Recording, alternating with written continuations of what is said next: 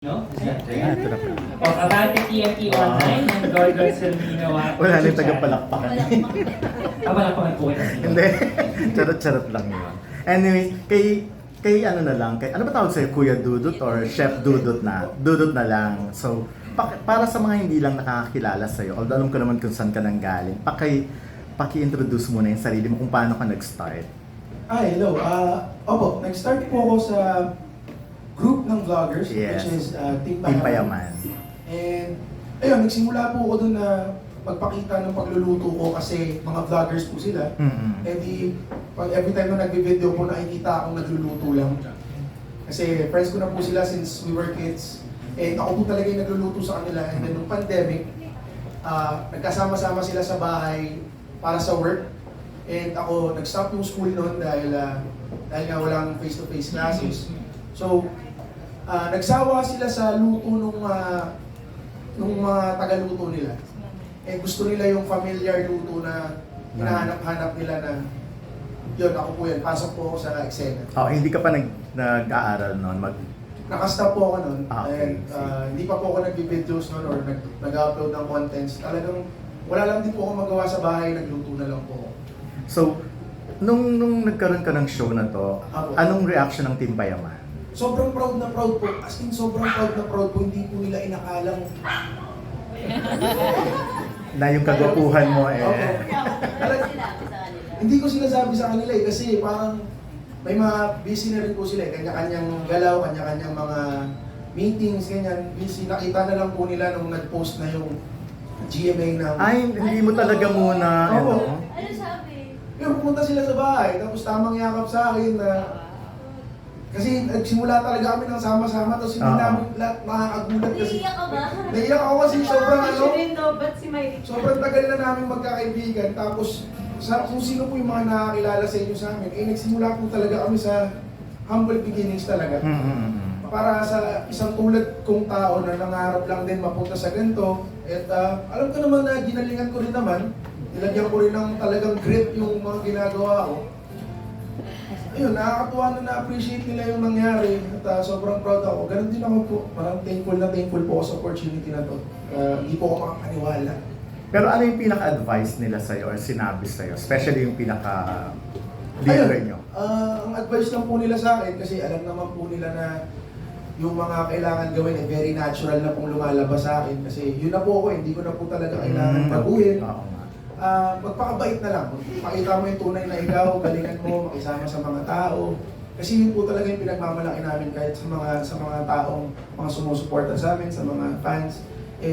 Engage po kami talaga sa kanila na mas inaano namin kung ano yung magpapasaya kasi yun po talaga yung hatid namin sa ano yung happy lang. Ayan, yun nga yung sinabi, magpakabait at Magpakabait. pakilabas mo yung kung anong tunay na ikaw. Opo. Ano ba yung tunay na ikaw talaga? Ito po, good Yan, lang ganyan po. talaga, good. Okay. So, ano lang ano yung nangyayari nung first time mo nang meet tong mga kasama mo sa Lutong Bahay? Especially si Mikey na for sure napapanood mo lang dati. Sobrang nahihiya po ako talaga. Sobrang nahihiya po ako nung unang nakita ko sila kasi parang, syempre bilang wala pong idea sa kung paano mag-work yung TV, ganyan, inisip ko po, baka magkakilala-kilala na po silang lahat.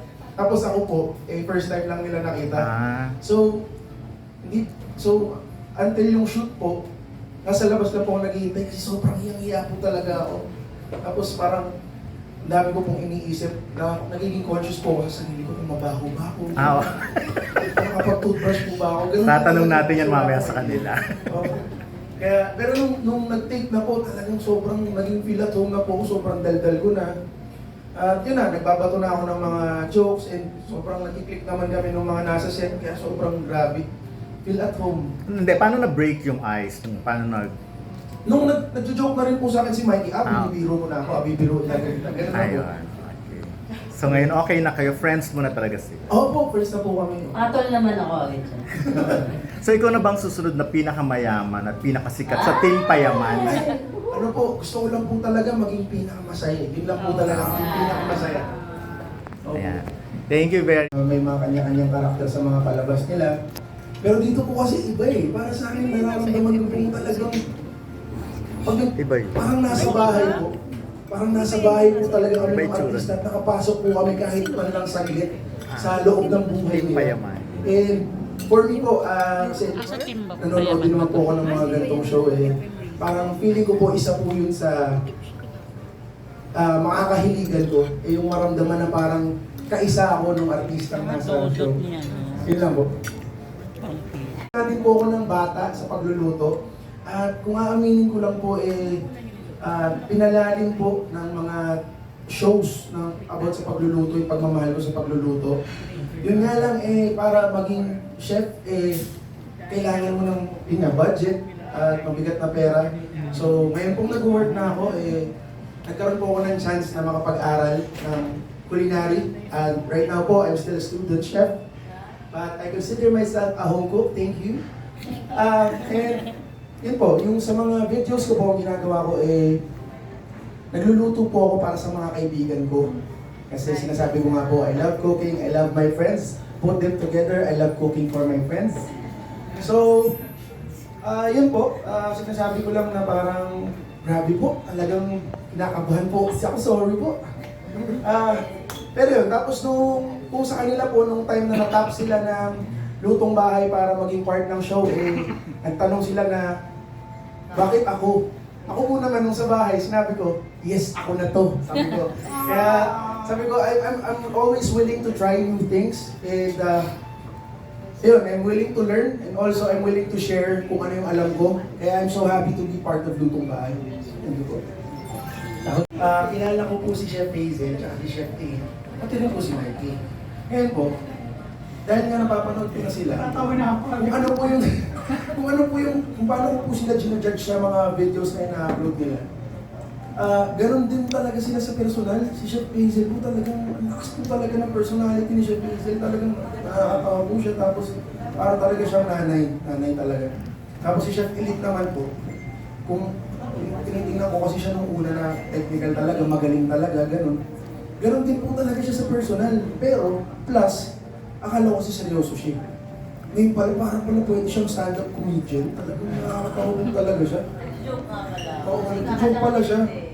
Ngayon naman po, si Mikey, nung unang-una ko siyang namit, alam po kasi talaga artista. At pagka nakita po talaga po ko ng artista, talagang nananahimik po at nahihiya. Ano na? Hindi ka mag-join Ngayon po, nung inimikapan po Umayaw ako ka sa hapon. unang set namin, Umayaw first ka time hapon. din namin pag-meet, di po ako makatingin talaga sa kanila.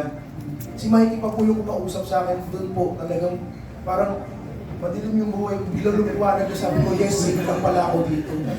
Sobrang salamat din, Mikey, talagang niligtas mo araw ko doon, grabe. Yun lang po. Experience sa kitchen or mag-work sa kitchen.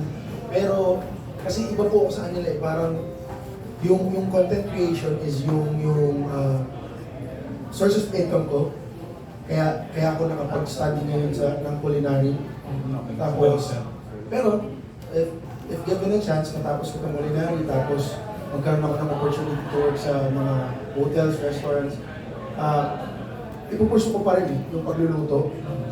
Kung kunyari yung kailangan masakripisyo yung content creation ko ngayon, gagawin ko. Kasi dream ko talaga itong makapagluto. Sobrang pangarap ko talaga, yung pagmamahal ko talaga, iba talaga.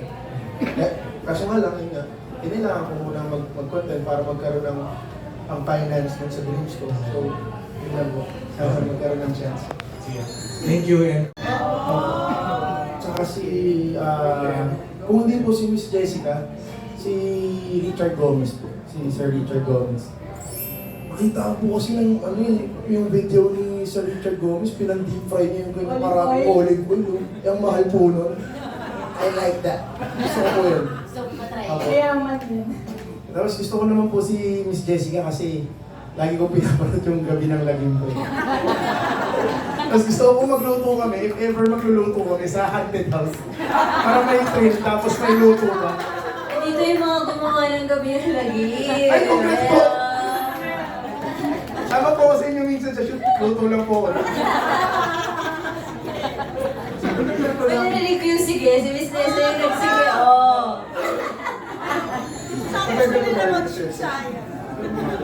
Hi!